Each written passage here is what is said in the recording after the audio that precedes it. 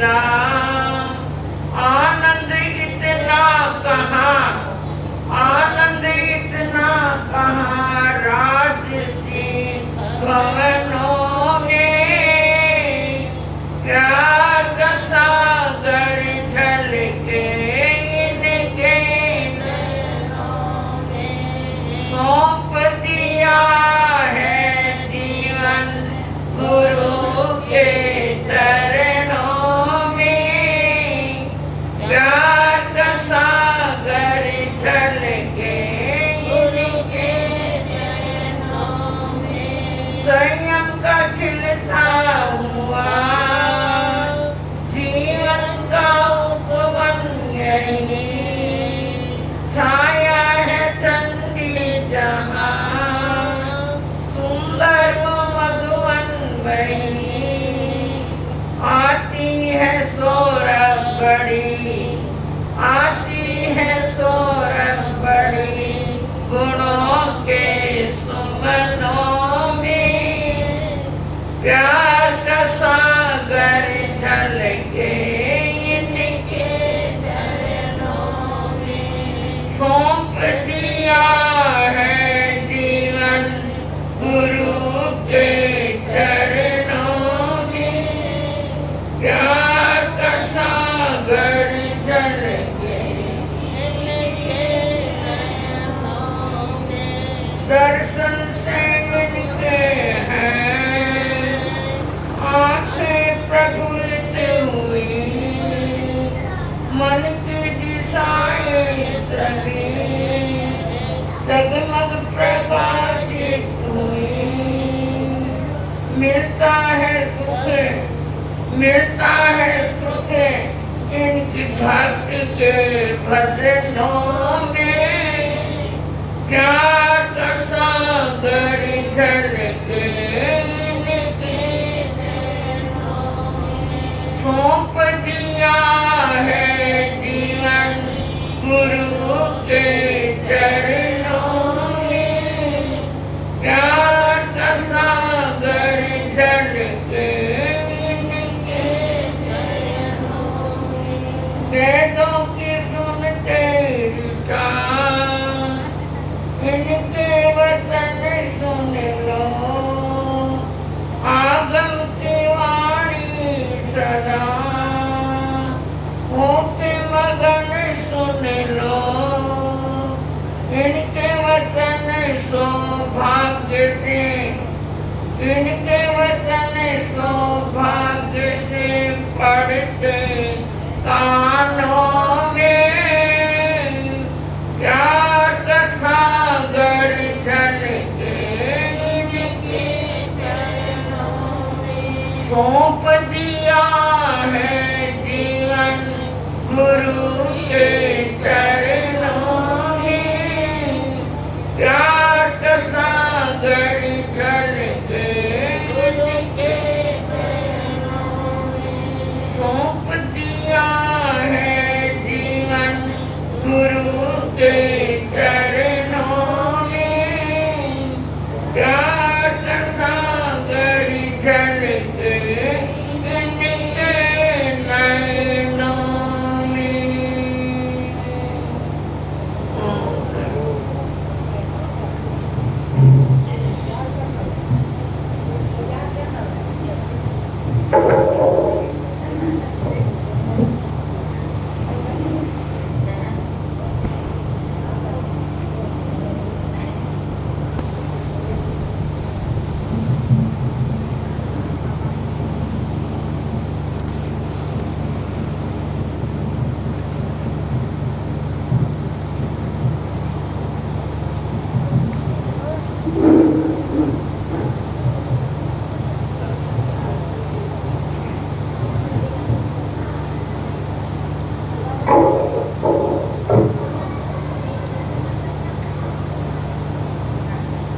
आराध्य देव के चरणों में वंदना। उपस्थित भाइयों बहनों, अभी आपने गीत सुना था गुरु पर कि सारा जीवन सौंप दिया गुरु के चरणों में। जब तक अपना पूरा जीवन नहीं सौंपा जाता तब तक कोई भगवान की रक्षा नहीं करता, गुरु की रक्षा नहीं करता, भगवान की रक्षा नहीं करता, जब तक पूर्ण समर्पण नहीं होता है। मिलता कब है? जब व्यक्ति पूर्ण झुक जाता है, तब कोई चीज मिलती है। अहंकार जब भीतर में रहता है कि मैं क्यों झुकूं, तो उसको कभी भी कुछ नहीं मिला। जब अहंकार मर जाता है तो व्यक्ति अपने आप झुक जाता है और अपने पर भरोसा रहता है कि नहीं, मैं ही सब कुछ हूँ, मैं कर लूंगा अपने आप पर, मैं अपने आप बन जाऊंगी, ये हो जाऊंगे। तो कभी भी भगवान की रक्षा नहीं करते। महाभारत का एक प्रसंग है, आप लोग सभी जानते हैं उस प्रसंग को।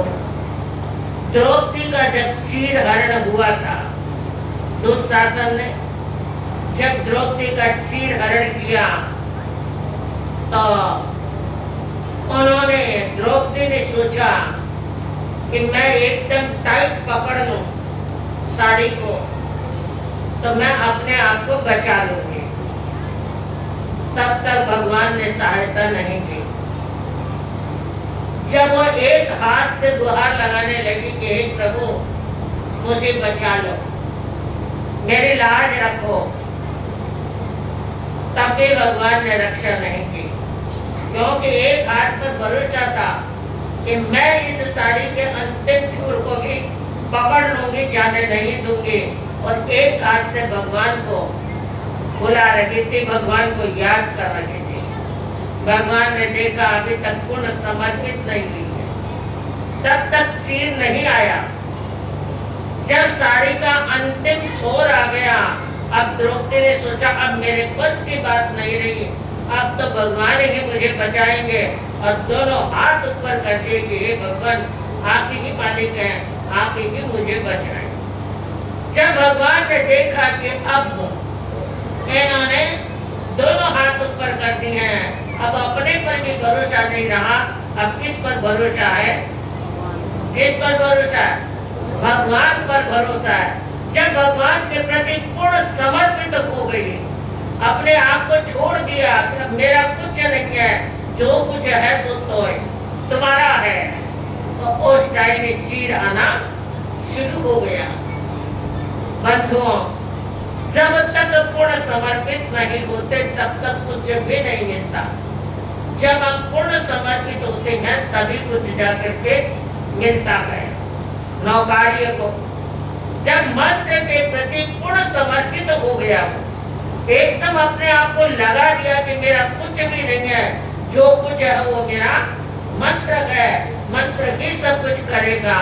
इतना सब कुछ उन्होंने अपने आप को उस मंत्रमय बना दिया, तब वो मंत्र काम करने लग गया। कल तक की कहानी आपने सुनी, क्या सुनी थी? क्या सुने? हीरो की ड्रेस पहन करके और नौकारी की बहू और प्रवचन में गई थी। जब आए, घर में आए, तो जेठानियों ने नाच नाच के कहा कि देखो देखो, तू निर्भागन है, तुम ऐसी है, तेरे भाग में तो सुनने को कुछ भी नहीं लिखा हुआ। भगवान सच कहते हैं कि सुनना भी दुर्लभ है, सुनना भी दुर्लभ है। सुनना, चार बातें बताई थी ना एक दिन, बताई थी ना कि मनुष्य जीवन दुर्लभ, और मनुष्य जीवन मिल जाता है तो सुनना दुर्लभ, और यदि सुन भी लिया तो मनन करना दुर्लभ, और यदि मनन भी कर लिया तो वैसा कार्य आचरण में लाना मुश्किल है। ये चार बातें दुर्लभ है। तो वो बच बच के कह रही थी तीनों जेठानियां, अरे नौकारी की वो तो बच करके भी नहीं आई है, बर्तन मलती रह जाएंगे। कभी 5 मिनट के लिए भी सत्संग सुन के आया कर, कितना जबरदस्त सत्संग होता है। लेकिन नौकारी की वो बेचारी चुप रहती, कुछ नहीं बोलते। जब ये बातें सुने भाई भाई बैठे थे, बातें कर रहे थे। बातें करते करते एक बड़े भाई ने कहा कि अरे अपन ने बहुत बड़ी गलती कर दी। प्रदेश से आने के बाद अपन को राजा के पास भी जाना चाहिए था, राजा को भी भेंटना देना चाहिए था कि हम इतना कमा करके लेके आए हैं, वो आपकी कृपा से गए, आपके आशीर्वाद से गए थे और हम मालो माल होके आए। तीनों भाइयों ने कहा आज ही चलो, भेजना देने के लिए आज ही चले। ये सब बातें कर रहे थे। ऊपर बैठा बैठा कौन सुन रहा था? नौकारिया सुन रहा था कि आज भाई जी राजा के पास जाएंगे। नीचे उतरा, उतर करके देखा कि सब अपना अपना सामान सजा करके, लाल कपड़े से ढांक करके, हाथों में थाली ले करके और वो भेंटना ले जाने के लिए तैयार थे। नीचे गया और उसने नौकारियों ने पूछा भाई जी कहाँ जा रहे हो? कह रहे कहाँ जाना, कहीं चले जाएंगे। अरे बताओ तो सही, ये सारा भेंटना लेके कहाँ जा रहे हो, किसको देना है? भाइयों ने सोचा कि यदि इनको बता देंगे तो ये चिट्ठी लेके चलेगा और हमें तो आएगी शर्म। और तीन भाई तो इतना अच्छी भेंट दे रही हैं और एक भाई है वो थेपड़ी दे रहा। अरे रहने दे रहने दे, मैं तो समझ गया कि आप कहाँ जा रहे हो, आप राजा जी के पास जा रहे हो ना।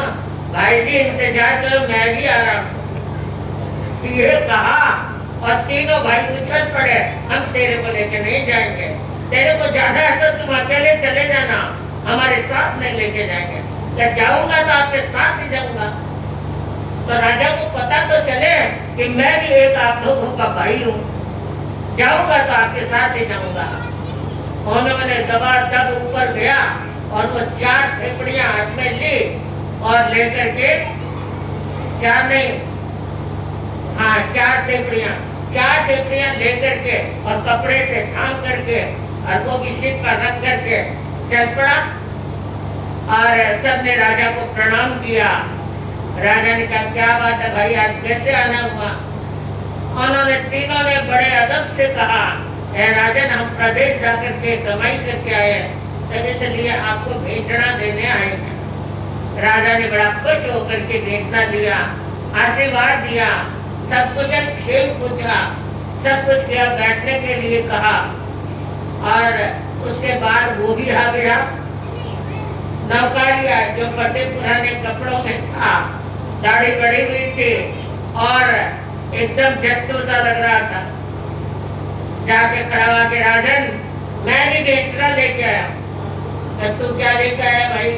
जो कमाएगा वही लाएगा, इन्होंने जो कमाया वो लाए हैं, मैंने जो कमाया मैं लेके आया। तब बोलो तुम क्या लेके आए हो?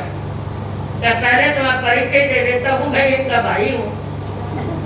ये कहार वो तो तीनों नीचे गर्दन करके बैठ गए कि हमारी तो लज्जा मिट्टी में मिला दी। और अब क्या मुंह दिखाएंगे? गए एक भाई कैसा और 3 भाई ऐसे। तो तू क्या भेंटना लेके आया? भेंटा हाथ में दी, राजा ने कपड़ा उगाड़ा तो थेपड़ियां देख करके चोरियां चढ़ गई। राजा के साथ ये मजाक बहुत बुरी पड़ेगी। थेपड़ी दे रहा है राजा को। हाँ राजन मेरी कमाई यही, मैं यही कमा के लाया हूँ और मैंने आपको यही दिया। मंत्री ने देखा कि किसी भी व्यक्ति की इतनी हिम्मत नहीं होती कि राजा से भी कोई मजाक करे, जरूर ये थेपड़ी कोई करामाती होगी। मंत्री ने राजा को इशारा किया कि राजन ले लो, इन थेपड़ियों को ले लो। राजा ने वो थेपड़ी ले ली। अब वो तीनों भाई तो चुपचाप इधर के लेकर के चल पड़े और वो खड़ा रहा और बोला क्यों राजन, मेरा भेंटना पसंद आया कि नहीं आया? राजा को तो और ज्यादा चोरियां चढ़ गई, गुस्से में आ गए। थेपड़ी और फिर पसंद न आए भला, चूल्हे में दे देंगे, रोटियां बना लेगी। मंत्री ने कहा राजन ऐसी बात नहीं है, ये कोई है तो कुछ न कुछ रहस्य की बात लेकर के आया है। इनको जरा शांति से पूछे। उससे पूछा कि भाई ये थेपड़ी लाने की हिम्मत कैसे की तूने? कि महाराज ये थेपड़ी बड़ी करामाती है, कोई ऐसी वैसी नहीं है ये थेपड़ी, ये बड़ा चमत्कार दिखाने वाली है। राजा ने कहा दिखा चमत्कार? तका मंगाओ पानी का तसला, अभी चमत्कार दिखाता हूँ। मेरे पास एक मंत्र है और उस मंत्र के प्रभाव से बड़ा चमत्कार होगा। पानी मंगवाया गया पूरा तासला और उनमें चारों थेपड़ियां डूबो दी और डूबो करके वो तो मंत्र पढ़ता जा रहा, घोटा लगा रहा है कि थेपड़ी गले तब तक वो अपना मंत्र बोला, नमो आर्यंताणे नमो सिद्धाणे नमो आर्याणे नमो वैज्ञाणे नमो लोए सब सागुणम। घोटम घोट लगा रहा। थेपड़ियां जब गड़ गई तो उसमें से वो मणियां निकली। मणि का प्रकाश और पूरे महल में क्या है छा गया और वो निकाल करके राजा को दी कि राजन ये है 16 मणियां। 16 मणियां देख करके दंग रह गया। राजा ने कहा ये मणियां तो कोई किसी स्वर्ग की है, धरती की तो कोई मणियां है नहीं और इनके पास आई कहां से ये मणियां? तो पूछा कि अरे नौकरिया तेरे पास ये मणियां आई कहां से? इतनी कीमती मणियां कहां से आई? कि राजन आगे पूछने की कोई जरूरत नहीं है, मैं भेंटना लाया हूं तो भेंटना ही स्वीकार कर लो। राजा ने कहा तेरे पास और कितनी थेपड़ियां? मैं तो ये पूछ रहा हूँ, क्या सारी थेपड़ियां तेरे को दे दूं? क्या सारी आपको दे दूं? नहीं बाबा नहीं, मैं बिल्कुल नहीं दूंगा। मेरे पर आंख भी मत लगाना, मैंने भेंटना दिया है, उसी में आप खुश हो जाओ। इतना कह करके नौकरिया तो उठा वहां से कि राजा और कुछ पूछेगा और मेरी सारी थेपड़ियां मंगवा लेगा तो बड़ी मुश्किल हो जाएगी। राजा ने एक कदम भी आगे मत चलना और एक बात में मुझे आगे मत पूछना। और इतना कह करके नौकरिया तो चलता बना। आया घर, आकर के सारी बात अपनी माँ को बताया। माँ ने कहा बेटा इतना दुस्साहस क्यों करता है? कभी अपन पूरे का पूरा परिवार और राजा के कोपायमान बन जाएंगे तो कहीं के नहीं रहेंगे। कह नहीं माँ, मैं कोपायमान नहीं, आपको राजमाता बना के दिखाऊंगा। क्या कह रहा है? मैं आपको राजमाता बना के दिखाऊंगा। इतना कह करके ऊपर चला गया। जेठानियां सब हंसने लगी और नौकरी की बुक पर ताना देने लगे, ला ये बनाएगा राजमाता, ये बनाएगा राजमाता। पहले अपनी पत्नी को रानी तो बना ले, रानी जैसा कपड़ा तो पहना दे, रानी तो बना ले। मजाक करने लगी, उनको ताने देने लगी। अब जब दूसरा दिन हुआ तो सब प्रवचन में जाने का टाइम होते ही जेठानियां तैयार होकर के और उनके माँ बाप और नंदन भाई सब उत्साह से तैयार हुए। आज क्या होगा देखेंगे। गुरुजी बड़े चमत्कारी है, कुछ न कुछ नया होता है। और वो सब क्या है, सब धस करके प्रवचन में गई। प्रवचन में जाकर के बैठे, प्रवचन चालू हो गया। इधर जैसे ही वो प्रवचन में गई, दरवाजे के दे दिया ताला नौकरी ने। और नौकरी की बुआ अपने को कहा जा जा उठ जा स्नान करके आ, आज तेरे को मैं पन्ने के ड्रेस पहनाऊंगा, पन्ने के। उन्होंने कहा हीरा तो पहना दिया, पन्ना और पहन लूंगी, अच्छी बात है। वो दबा दबा आज तो विश्वास के साथ स्नान करने गई और कर करा करके बाहर आई तो देखा पेट का सारा पन्ना ही पन्ना जगमगा रहा। पन्ने का हीरा, पन्ने की चप्पल, पन्ने का सब कुछ पन्ने का। उन्होंने पहना और पहन के जब जाने लगे तब नौकरिया बोला कि देख आज रसगुल्ले ले जा, रसगुल्ले। सबको तो क्या है, 2-2 रसगुल्ले देना है, जेठानी को भी 2 देना है। और नंदन भाई को 4 देना है और माँ पिता को 8 देने हैं। और देते ही बस कल की तरह आकर के फटे पुराने कपड़े पहन करके तेरे बर्तन बनने बैठ जाना, उससे पहले आना। अब रथ में बैठे रनक जनक रथ गर्नाट करता हुआ चलने लगा। लोग बाजार में जो खड़े थे वो देखने लगे कि अरे आज तो और गजब का सीन आ रहा है, और ये देवी रोज आ रही है, कल भी आई थी, आज भी आई है। और उनके पास साथ में बिना जुलूस बनाए, बिना सूचना के जुलूस बन गया। लोग उन रथ के पीछे पीछे हो गए। जैसे पंडाल आया, नीचे उतरी और एकदम रौनक जनक जमजमाते करते ही पंडाल में प्रवेश किया। मुनि जी का ध्यान उस पर टिक गया, ये आ रही है कोई देवी, कल भी आई थी और आज भी, लगता है मेरा प्रवचन इनको बहुत अच्छा लगा है, तो इसलिए कल भी आई और आज भी आ गई। और वो चलते चलते चलते चलते सब जितने भी सत्संग में लोग बैठे हुए थे सबका ध्यान किधर चला गया, उस नौकारे की बहू पर चला गया। अब देवी आई है, सब आपस में घुस घुस बातें करने लगे, जयकारा देने लगे। और वो तो जाकर के कहाँ बैठी, जहाँ जेठानियाँ बैठी थी, सासू ससुरे बैठे थे, वहाँ जाकर के बैठ गई बीच में। अब उन्होंने देखा कल भी अपने पास आके बैठी और आज भी अपने ही पास आकर के बैठी है। यह है कौन आखिर, कुछ समझ में नहीं आ रहा ये देवी है कौन है, या कोई मुनि जी ने कोई मंत्र फेंका है जिससे लोगों को प्रभावित करने के लिए ऐसा काम हो रहा है। वो बैठी, प्रवचन जैसे ही संपन्न हुआ, मंगल पाठ होने से पहले ही वहां से रवाना हुई और अपने कर्मचारियों को बोली कि देखो जैसा मैं कहूँ कहा है मैंने, 4 रसगुल्ले, 2 रसगुल्ले सबको, 4 रसगुल्ले मेरे नंदन को और 8 रसगुल्ले किसको, मेरे सास ससुर को देना।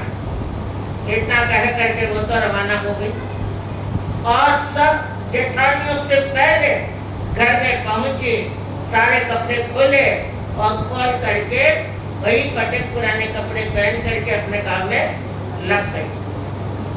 आज वो रसगुल्ले ले करके आई जेठानियाँ और वो बोले अरे नौकारी की हो, तेरी तो आंखें भी पवित्र नहीं हुई, कान भी पवित्र नहीं हुए, कम से कम एक दिन तो चल सत्संग में, तेरा कल्याण हो जाएगा, ये काम धंधा तो ऐसे ही होता रहेगा।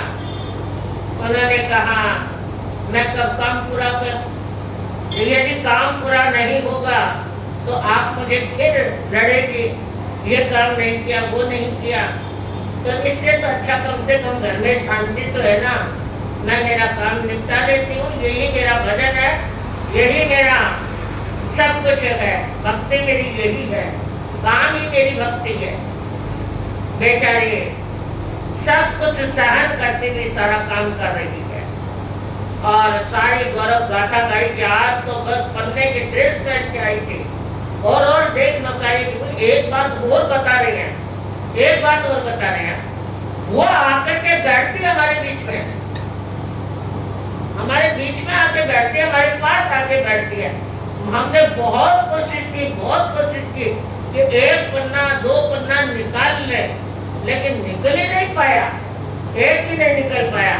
नहीं तो तेरे को दिखाते कि पन्ना कैसा होता, तूने तो अपनी जिंदगी में देखा ही नहीं होगा। हमने तो हीरे भी देख लिए और पन्ना भी देख लिया। उन्होंने कहा भाई आपके भी भाग्य में लिखा हुआ है, आप ही देखोगे, मेरे तो भाग्य में लिखा हुआ नहीं है, मेरे तो बर्तन ही पन्ना है, झाड़ू ही मेरे तो हीरे हैं, बस ये काम कर लोगे तो ये सब कुछ हो जाएगा। अब 2 दिन तो बीत गए, अब कौन सा दिन होगा, तीसरा दिन होगा। तीसरे दिन अब वो तो तैयार हो गई जेठानियाँ ने सोचा कि अपन तो वही कपड़े पहन के जाती हैं, आज अपन भी नए नए कपड़े पहन के जाएंगे और अपन भी श्रृंगारित होकर के जाएंगे। उन्होंने भी क्या है, नए नए कपड़े निकाल करके और खूब अच्छी श्रृंगारित होकर के गई। जा करके जहाँ उनका स्थान था वहीं बैठी जा करके, और जैसे ही वो घर से निकले नौकरिया का उठो फटाफट जा स्नान कर और तैयार हो। आज कौन सी ड्रेस पहनाना है? किसकी? माणक की। माणक की कौन पहनोगे तो भूलो क्यों? माणक की ड्रेस वो तैयार करके बाहर रख दी और नौकरी के को स्नान करके आई बाहर। बाहर आकर के देखा तो माणक जगमगा रहा। उन्होंने कहा अरे आज तो मैं एकदम माणक मैं बन जाऊंगी। वाह रे वाह मेरे पति देव, वाह रे वाह, सबसे ज्यादा धन है तो मेरे पति के पास है, मन में सोच रही है। और खूब अच्छी तरह से तैयार होके रथ में बैठ करके जाने लगी। तब बोले क्या देख आज क्या ले जाएगी भाई, क्या ले जाना बता दो कोई, आज क्या दे उसको बांटने के लिए। धोलीपाल वालों को क्या अच्छा लगता है? हाँ? बर्फी तो पहले दिन दे दिए, दूसरे दिन रसगुल्ले दे दिए, अरे लड्डू ही दे। चलो कोई बात। तो आज लड्डू की पेटियां भर भर करके रख दी रथ में और सबको बता दिया कि सबको 2-2 देना है, नंदन भाई को 4 और सास ससुर को 8-8 देना। ऐसे करके रोज जैसे रोज जाती है वैसे ही हो गई पंडाल में और जाकर के कहाँ बैठी? उन जेठानियों के बीच में बैठी जाकर के। आज वो जेठानियां आपस में कोई बात करके गई थी और कोई औजार पत्ती भी लेकर के गई थी कि जरा थोड़ा बहुत काट करके ले लेंगे उनका। आज तो कुछ अपने पास में बैठने का फायदा क्या है, कुछ तो फायदा ले ले उनका। अब जेठानियां कुछ कटिंग वटिंग करने की कोई सामान लेके गई और व्याख्या नहीं सुन रही है। वो क्या कर रही है? क्या कर रही है? वो माणक लेने की कोशिश कर रही है कि एक आधा माणक का निकाल ले। लेकिन माणक इतने जड़े हुए थे कि उनका औजार कोई काम नहीं आया। एक भी माणक नहीं निकाल सकी और प्रवचन भी नहीं सुना। वो तो अपना आराम से प्रवचन सुना और एकदम तृप्त हो गई कि हे महाराज मेरे पति जैसे सत्य हो तो कम से कम मैं भी तो सत्संग सुनने आ गई उनके कारण से। हे पति देव मैं आपके प्रति बहुत कृतज्ञ हूँ, बहुत कृतज्ञ हूँ। वो कृतज्ञता ज्ञापित कर रही है बेचारी बैठी बैठी। जैसे ही मंगल पाठ का समय हुआ वो तो पहले उठ करके आ गई और आने के बाद वही फटे पुराने कपड़े पहने और बर्तन मांजने के लिए बैठ गए। अब होगा कौन सा? चौथा दिन। अब चौथा दिन होगा तो उन्होंने कहा आज मैं मोतियों की ड्रेस तेरे लिए तैयार रखूंगा, जब स्नान करके आ और फिर मोतियों से लदुक पदुक हो जा। आज उनको मोतियों की ड्रेस पहनाई, मोतियों का रथ, मोतियों की चप्पल, सब कुछ मोती, चारों तरफ मोती मोती लटक रहे हैं। आज एक बात और कह दी नौकरिया ने, एक काम करना, एक चप्पल है ना वहीं छोड़ के आना। तुम्हारे नरंदर के घुटने के नीचे चप्पल को दबा देना, चप्पल वहीं छोड़ के आना। ठीक है। और आज कौन सी चीजें, आज कौन सी मिठाई खाती है? बोलो बोलो भाइयों, क्या अच्छी लगती है आप लोगों को? वही मंगा दे। चलो गुलाब जामुन, आज गुलाब जामुन भर दिए और वही बात बता दी उनको, सबको 2-2, नंदन भाई को 4 और उनको 8-8 देना। जेठानियां रोज सोचती है कि नंदन भाई पर तो बड़ी कृपा हो रही है, सास ससुर पर भी बड़ी कृपा हो, सारी जनता को 2-2 मिल रहा है। और इन लोगों को इतना क्यों दे रही है? कुछ न कुछ तो बात है। तो उन्होंने कहा कि सास और ससुर ने, भाई हम तो प्रवचन सुनने के लिए जाते हैं, भक्ति के लिए जाते हैं, ये चीजें लेने के लिए नहीं जाते हैं। हम आप लोगों से ज्यादा पवित्र है, इसलिए हमें ये चीजें मिलती हैं। आज वही जाकर के बैठी और बैठते बैठते प्रवचन सुना और मंगल पाठ सुनते सुनते वो एक चप्पल जो है वो क्या किया, वो नंदन भाई के घुटने के नीचे छोड़ एक चप्पल लेकर के भागी और रथ में बैठ करके सबसे पहले आ गई। और वो चप्पल किसने उठा ली? नंदन भाई ने उठा ली। और नंदन के तो आग लग गई।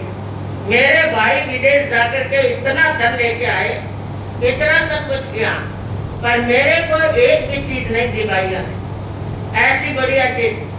मैं तो अब मांगूंगी तो ऐसे चप्पल मांगूंगी, एक तो मुझे मिल गई, एक चप्पल और बनवा के देंगे।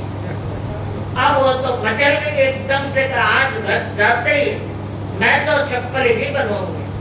और वो चप्पल लेकर के अपने बैग में डाल ली, कोई देख न ले, और बैग में डाल करके घर आई।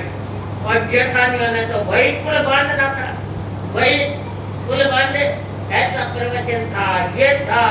और आज तो वो देवी क्या आई, मोतियों की झालरें पहन करके आई और रौनक जनक जम जमाट करते हुए आई। और तो और एक चप्पल वहीं छोड़ गई, एक चप्पल है वो वहीं छोड़ गई। तो सब पूछने लगी वो चप्पल किसके हाथ लगी, किसके हाथ लगी? और नंदन बोले मेरे हाथ लगी ये चप्पल, मैं उठा के लेके आई। क्या चलो आज तो तेरे को कोई न कोई प्रसाद मिल ही गया उसका। अब वो तो रोने लग गई, मेरे को तो ऐसी कैसी चप्पल बना के दो। ऐसी चप्पल यदि नहीं बनाओगे तो जब तक आप नहीं बना के दोगे तब तक मैं अन्न जल भी ग्रहण नहीं करूँगा। बाल बिखेर लिए, रोने लगे, सबको तंग करने लगे। भाइयों ने कहा कि भाई हम तो हमारा सारा सामान भी बेच दे, तभी तेरी ये चप्पल नहीं बना सकते। इतना धन हमारे पास में नहीं है कि ये तेरी चप्पल हम बना सके। अब वो रो रही है, जोरों से रो रही है, मुझे तो कहीं से भी ला के दो, ये चप्पल ला के दो, ये चप्पल ला के दो, नहीं तो मैं न खाऊंगी न पीऊंगी। अब वो रोती ही रोती है, यह चप्पल मुझे कहाँ से मिलेगी? अब अगला दिन हुआ प्रवचन, कौन जाए? घर में तो रोआ पुक्का हो गया, कोई प्रवचन में गया ही नहीं। तो नौकरी की कुछ जाए भी कैसे? वो तो आपके बर्तन ही मलते रह गए। एक दिन बीता, 2 दिन बीता, 3 दिन बीत गए। रोते रोते भूखे कैसी कि कोई चप्पल मुझे लाके देगा तभी मैं खाऊंगी पीऊंगी। भाइयों ने सोचा ये तो मर जाएगी, एक ही तो बहन है। और माँ बाप ने सोचा अरे भाई हाँ कर लो ना, चप्पल के लिए क्या, हम चप्पल करवा देंगे तो कम से कम रोटी तो खा लेगी। भाइयों ने कहा बोल तो दे, पर किस मुंह से बोले, हमारे पास तो इतना धन नहीं है, आप अपने तिजोरी का धन निकालो तो हम हाँ कर दें।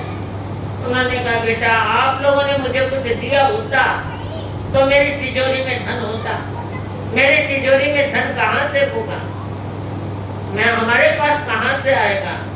बहुत आदत होती है औरतों की कि धन छिपा छिपा के रखती है, और नहीं छिपा के रखती है तो आजकल नई जो बहुएं आती है कुछ दिन तो रहती है और सारा साफ करके ले जाती है, सारा साफ करके ले जाती है।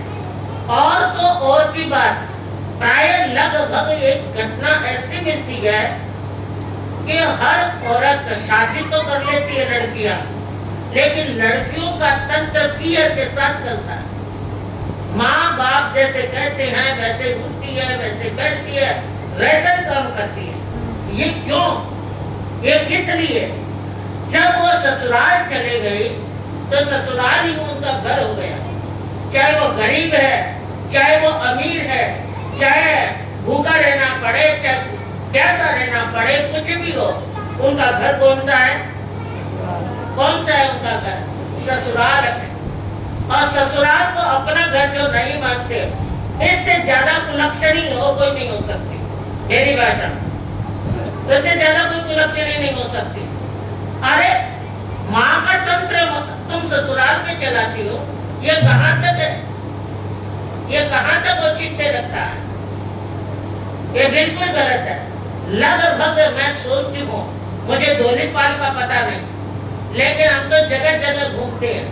आज वो माँ ने ऐसा कहा तो वैसा कर लिया, माँ ने ऐसा बुलाया ऐसे चले गए। अरे क्यों?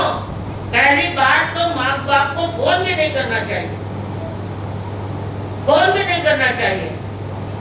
यदि वो तकलीफ में है, चैतुकी है, अपने ससुराल में है।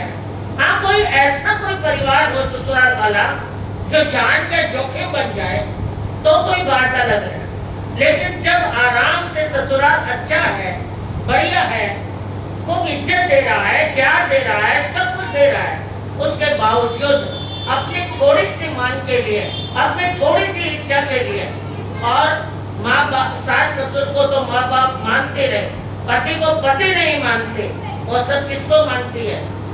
अपने पेके वाले को। बस मैं पेके जाके बैठ जाना और सारा धन पेके वालों को खिलाना, ये क्या है? क्यों है ये? पता नहीं, ये दुनिया ऐसे ही चल रही है।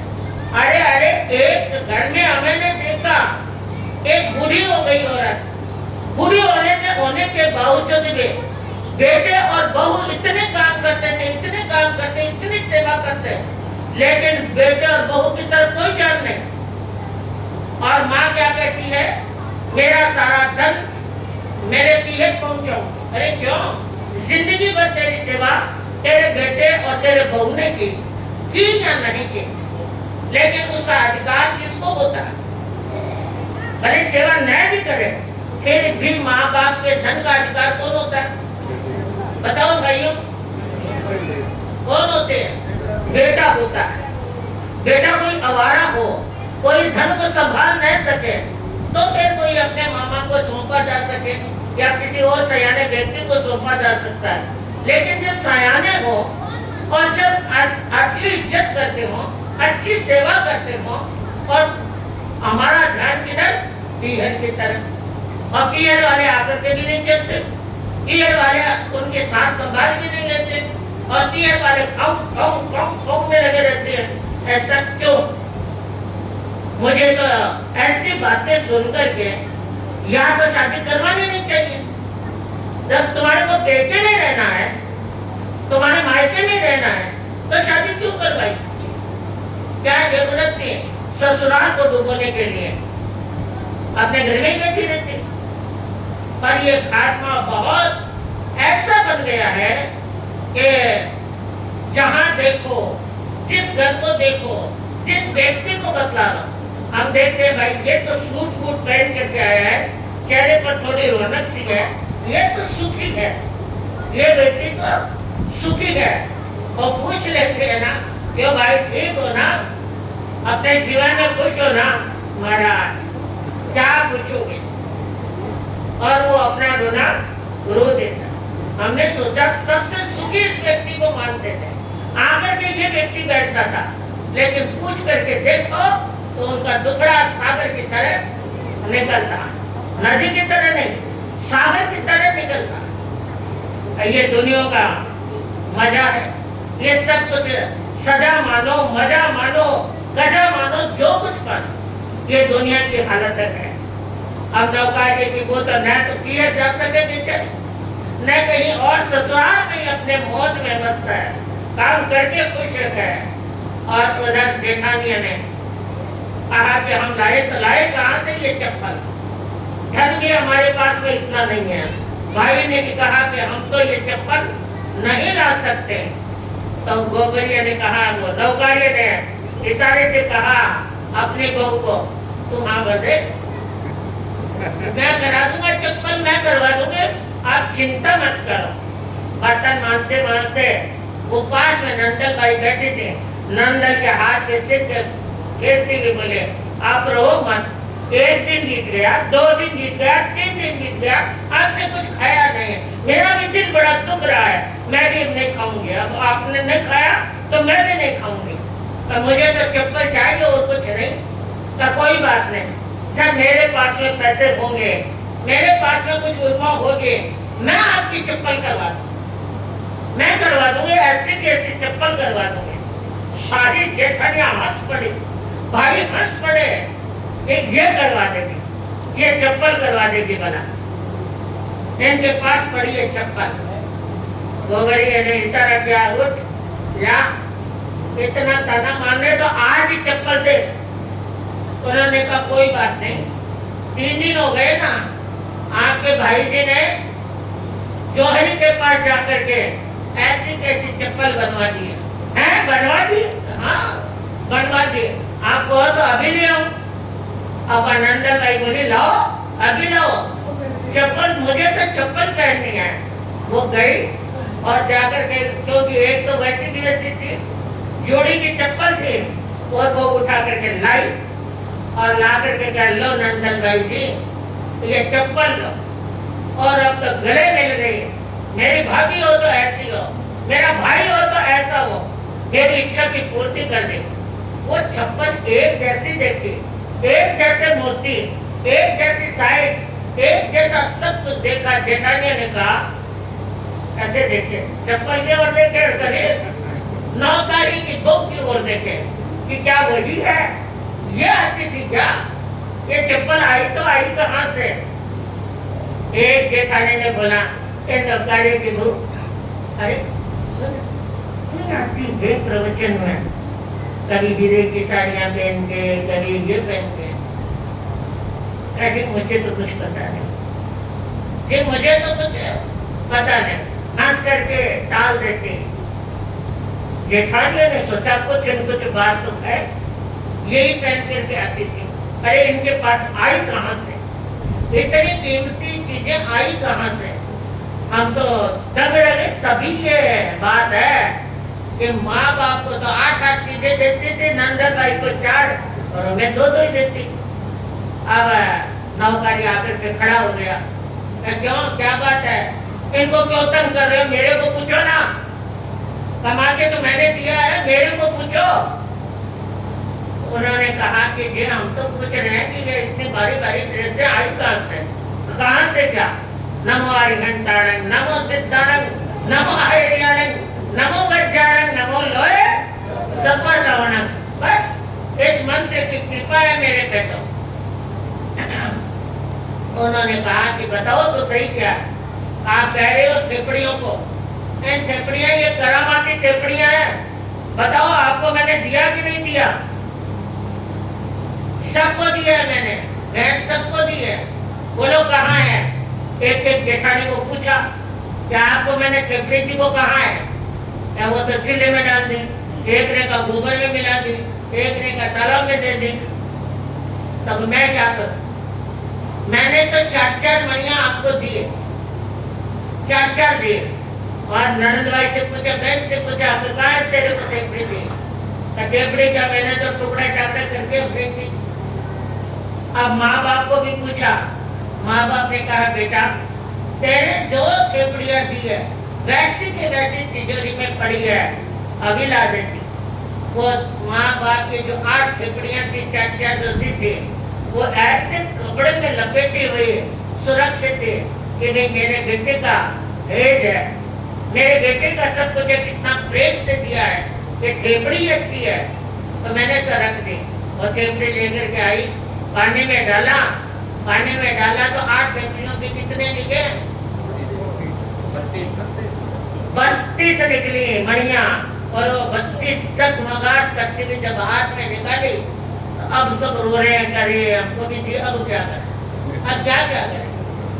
वो तो गई नहीं। नौकरिया बड़ा होशियार था कि मेरी भाभियां कहाँ डालती है ये थेपड़ियां, जहाँ जहाँ डाली वहां से वो तो निकाल करके लेके आ गया। और उनके पास में वो बढ़िया सुरक्षित थे और देखता रहा एक दृष्टि से, ये दादा के कहाँ फेंक रही है, वो वहीं से उठा करके ले आता था और बेकार नहीं जाने दी, एक की मणि को बेकार नहीं जाने दिया। अब गोबरिया ने कहा कि देखो मैंने तो आप सबको भेंट किया था, अब आवाज सब पूरे शहर में फैल गई कि ये कोई देवी, कोई स्वर्ग की देवी नहीं थी, ये तो नौकारी की बहू थी। ये तो नौकारी की बहू इतनी महंगी महंगी ड्रेसेस पहन के आती थी। आवाज चलते चलते चलते चलते कहाँ पहुंच गई? राजा तक पहुंच गई। संतों तक कोई राजा तक पहुंच गए। राजा ने सोचा ऐसे नौकारी की बहू क्या, बुलाओ उस नौकारी को ताकि उनसे पूछे, वार्तालाप करे। नौकारी को बुलाया, राजा के सामने पेश हुआ। राजा से बोला कि क्यों हजूर, बोलो क्यों बुलाया है मुझे? क्या बुलाने की बात नहीं, क्या प्रवचन में तेरी बहू जाया करती थी ड्रेसेस पहन पहन के? हाँ, मेरी बहू जाया करती थी। रानी के सामने खड़े थे। रानी ने सोचा अरे एक हीरा किसी के जड़ा हुआ हो ऐसे ड्रेस में नहीं है जो इनकी साड़ियों में इतने जड़ाचंद हीरे थे।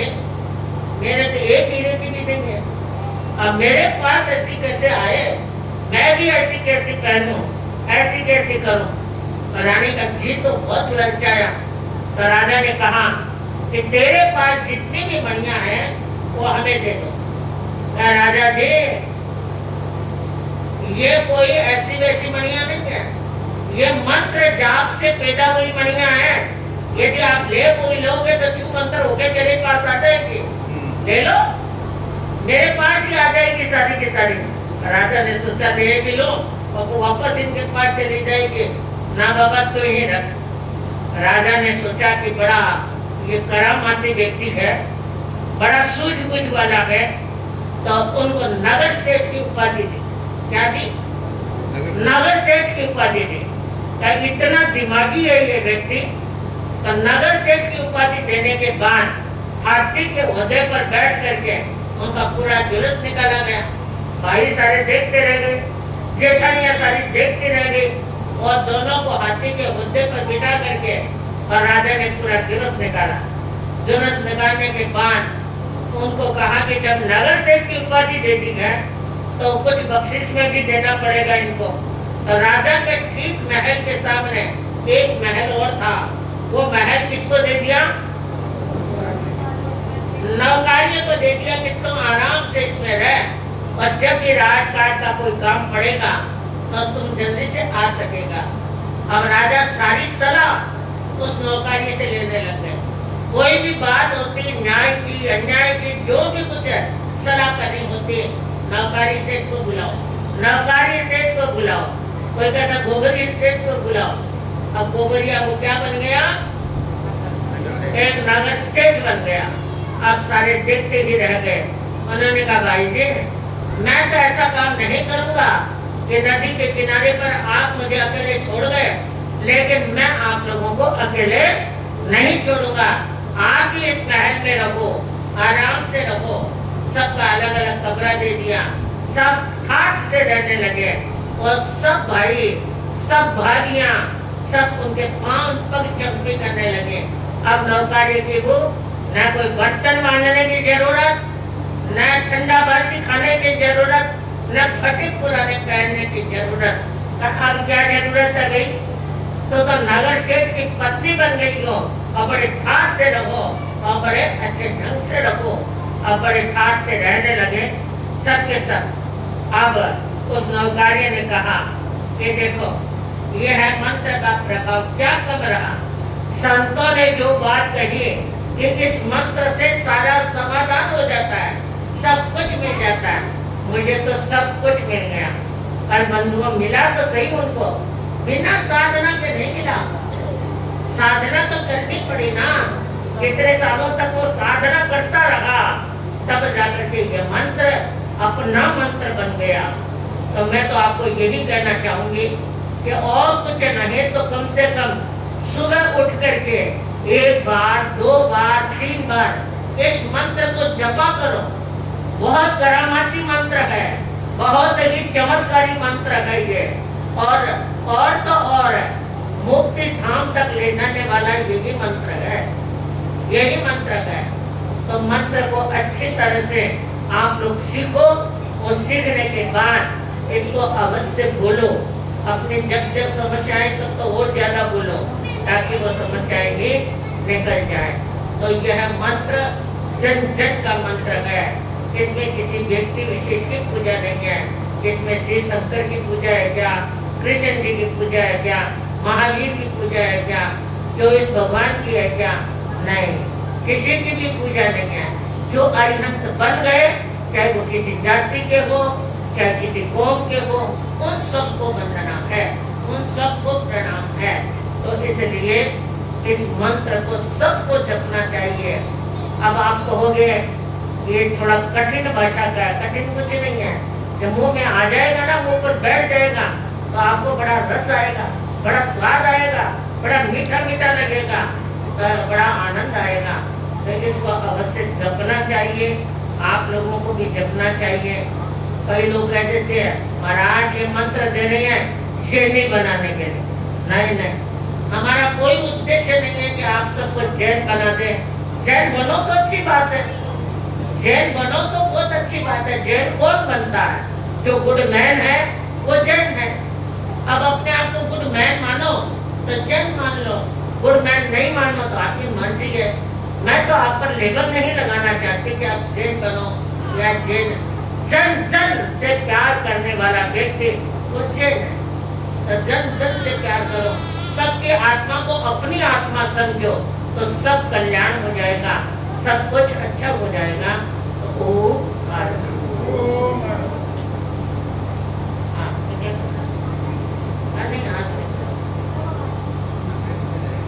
तो शनिवार का आप इंतजार करेंगे।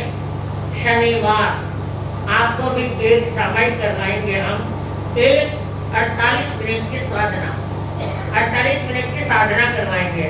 इतनी अच्छी, आपको इतना अच्छा रस आएगा, इतना आनंद आएगा। एक बार आप करके देखो। मैं ये नहीं कहती आप रोज करो, रोज करोगे तो कर्म कटेंगे, वो आपकी मर्जी है। लेकिन एक बार थोड़ा सा स्वाद तो चखा दें। एक घंटा की साधना कैसी होती है, उसमें प्रवचन भी चलेगा, सब कुछ होगा और एक धर्म ध्यान की बातें होगी।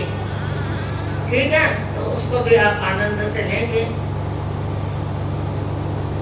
समय पूरा हो चुका है, अब सुनेंगे मंगल पाठ।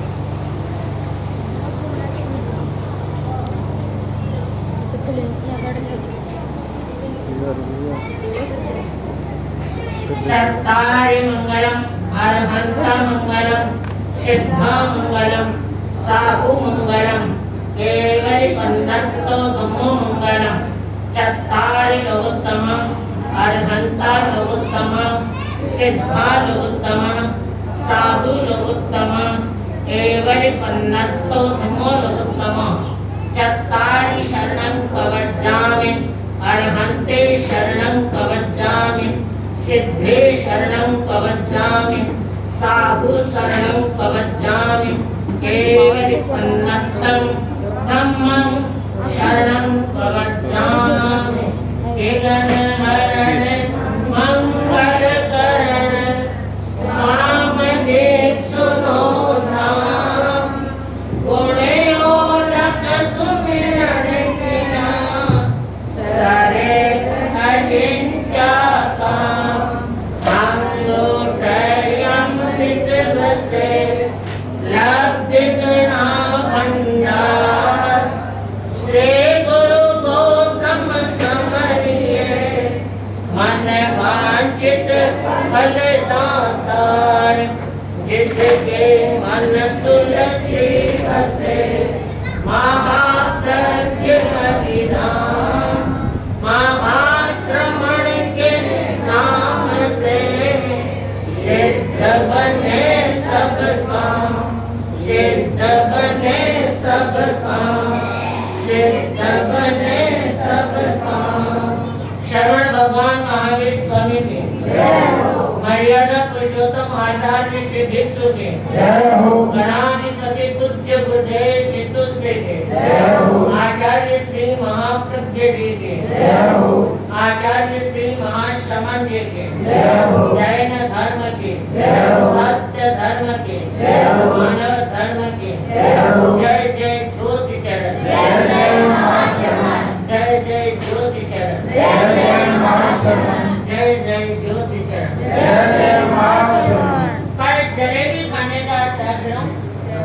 जलेबी खाने का त्याग है। आप लेके नाचे हो गई लेके आते के खाते। हाँ, जय श्री राम। सेठ जी 2 दिन मिठाई खिलाना पड़ेगा।